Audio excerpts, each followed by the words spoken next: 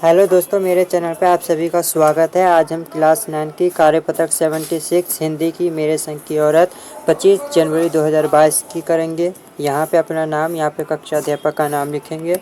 और video start करने से पहले मेरे चैनल को लाइक करें, सब्सक्राइब करें, दोस्तों के साथ शेयर करना न भूलें। प्यारे बच्चों, इन कार्यपत्रकों के माध्यम से अब तक आपकी पाठ्य पुस्तक क्षितिज भाग 1 के पाठों पर चर्चा की जा रही थी। आइए आज के कार्यपत्रक में कृति के पाठ मेरे सिंह की औरत पर चर्चा करते हैं, जिसकी लेखिका मुत्तुलाल गर्ग जी है। मैंने अपनी दादी को कई बार कहते सुना था, हम हाथी पे हल ना जुतवाया करते, हम पे बैल हैं। बचपन में ही मुझे इस जुमले का भावार्थ समझ में आ गया था, जब देखा था कि हम बच्चों की ममतालु परवरिश के मामले में माँ के सिवा घर के सभी प्राणी मुस्तैद रहते थे।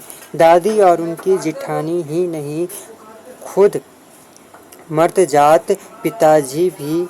पर ठोस काम न करने का यह मतलब नहीं था कि माँ को आज़ादी का जुनून कम था, पर वह भरपूर था और अपने तरीके से वह उस भरपूर निभाती रही। जाहिर है कि जब जुनून आज़ादी का हो तो उसे निभाना भी आज़ादी से चाहिए, और जिस तरह से पूछ कर उसके तरीके से नहीं, खुद अपने तरीकों से।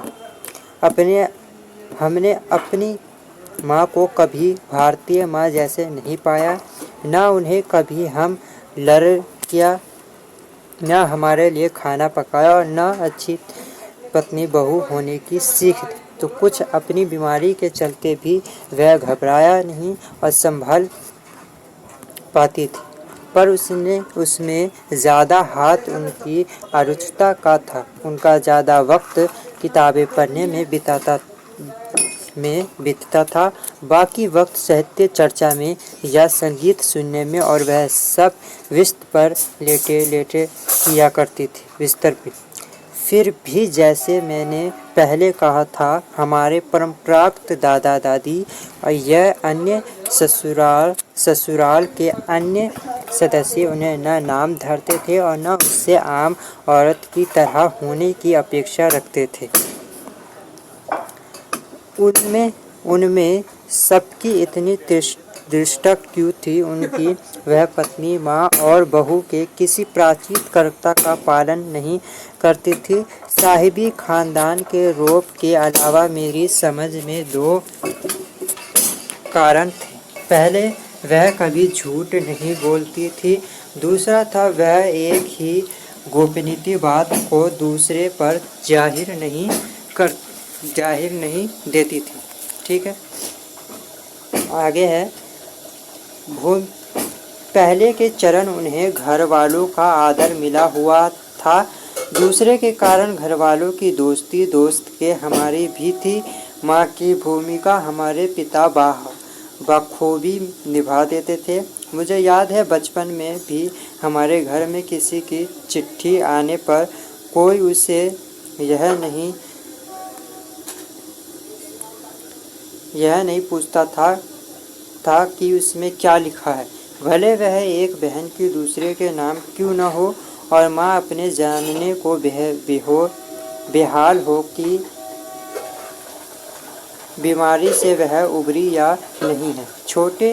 छोटे से घर में 6 बहन बच्चे के साथ सास ससुर आदि के रहते हुए भी हर व्यक्ति को अपना निरीक्षक बनाए रखने की छूट थी। इसी निविष्ठा बनाए रखने की छूट का फायदा उठाकर हम 3 बहनें और छोटा भाई लेख के हवाले हो गए।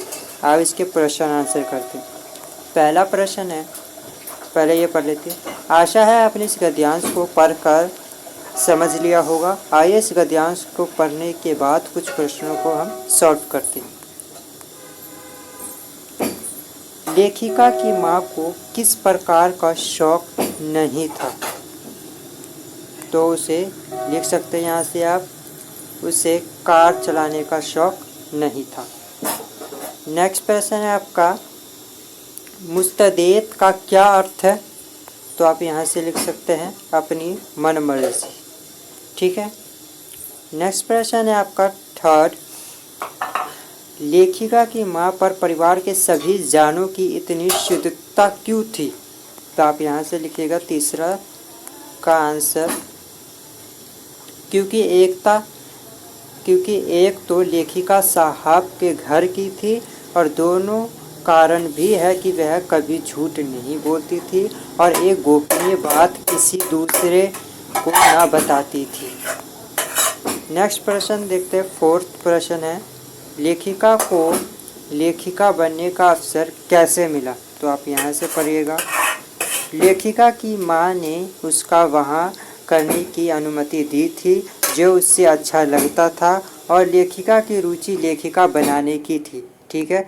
नेक्स्ट प्रश्न देखते हैं आप, पांचवा, हम हाथी पे हल न जुतवाया करते, हम पे बैल है। वाक्य से आप क्या समझते हैं?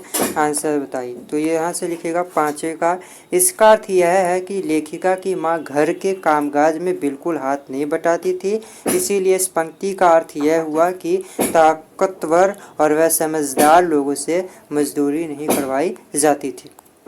ये आज आपकी वर्कशीट आपको अच्छी लगे, वीडियो आपको अच्छी लगे तो लाइक करें, सब्सक्राइब करें, दोस्तों के साथ शेयर करना ना भूलें।